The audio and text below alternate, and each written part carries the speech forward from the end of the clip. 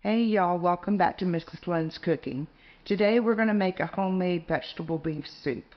And you can use these products, or if you don't have them, you don't have to put them in. But what mainly I use is 1 pound of ground beef, a half of an onion, or minced onions. I've got 1 small head of cabbage. We have 1 can of diced tomatoes, 1 can of tomato sauce, 1 can of corn, 1 can of mushrooms, 1 can of sweet peas or early peas. You'll need beef broth. You'll need adobo. You don't have to add this if you don't like it, but crushed red peppers. I use the Everglades seasonings and oregano. Okay, what I've done is I've got my soup pot. I've got one so we can have a couple of days extra.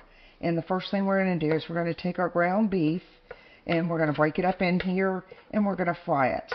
Now what we're going to add to it next after this starts frying is our onions so that it can start caramelizing in the beef fat as it cooks. Okay, my ground beef is starting to warm up. At this stage, I went ahead and just chopped up a rough chop of half of my onion. And I'm going to go ahead and put that in here so that it can start sauteing with the ground beef as it starts to cook. One thing about this soup is you do not drain anything. You leave the fat that's in here because it adds flavor to your soup. And then once you get it done, then what it does is it's going to also add more flavor to it as it sets. So now I'm going to take my oregano, and you're just going to eye this. It depends on how much the person likes. And I'm putting in about 1½ to 2 teaspoons of oregano. And then I'm going to do the same amount with my Everglades seasoning. If you don't have Everglades or any of that, whatever one you have works great. So whatever you have in your pantry, use. Then I'm going to add my adobo, same thing, about 1½ teaspoons to 2 teaspoons of adobo. And this is going to start frying up, excuse me. And we're going to get it all mixed in together. And we're just going to take this and fry this up until our meat is done. Once the meat is done, we'll come back to you and we'll show you what you've done. Okay, I'm going to tip this up so you can see it. You can see my ground beef and my onions have been translucent. That's all we're going to do. At this stage, you're going to take and pour in your tomato sauce, the entire can. We did not drain this. Don't drain it. So we're going to pour the whole can of tomato sauce, a whole can of diced tomatoes, a whole can of whole kernel corn, and I'm going to only do a half a can of the early peas because there's just so many of them in there. And then we've got 1 small can of mushrooms. I'm going to pour all that in here. And then I have a measuring cup here with 4 cups of water. So we're going to go ahead and pour that in there.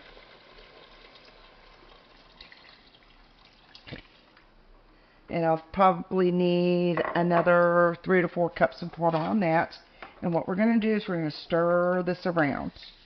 Our spices and stuff are already in here. So we'll get that done.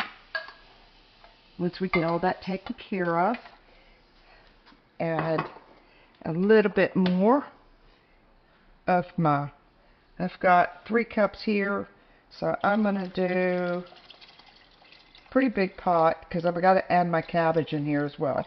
Okay, so this is 7 cups of water that I have used. At this point, we're going to let this go ahead and stir this around.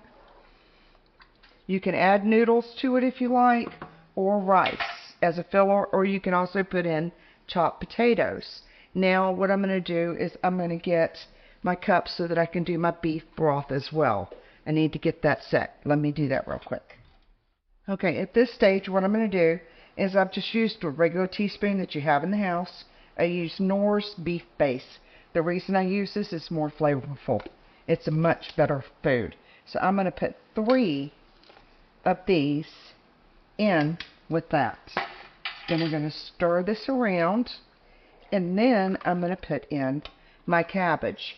The only thing that takes the longest on this is putting your cabbage in here to where it sautés. I do have a small head here, but like I said, I'm going to see how much I can get in. If I could do the whole head, I will. If I can't, I'll just use half of it, and the rest of it I'll freeze. Because cabbage, if it's raw, you can either eat it raw, or either you can put it in a freezer and freeze it, and then use it at another time to cook. So I think that's about it. So I'm going to tell you that I have used a half of a small head of cabbage. And what we're going to do here is we're going to we're going to let this get to sauteing down on that cabbage. That's the only thing that takes the longest. Okay, while we're waiting on our soup to cook down, what we're going to do is I'm going to make up some Jiffy corn mix. Jiffy's really quick, it's inexpensive, and it's really good. But if you don't like a really sweet corn mix, then you could make homemade. It's up to you. But really, the Jiffy is the best way to go, and it pairs really well with the soup.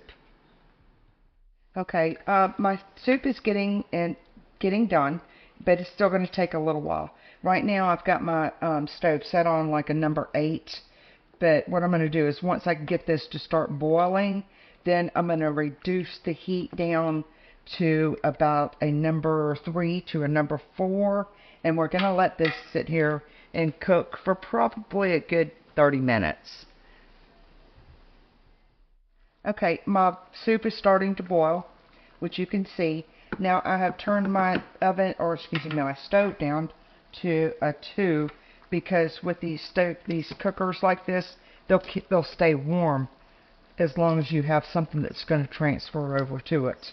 But my mom made this for me when we were sick, and we didn't feel good, and it's really inexpensive to do, especially when you were raised in the 70s.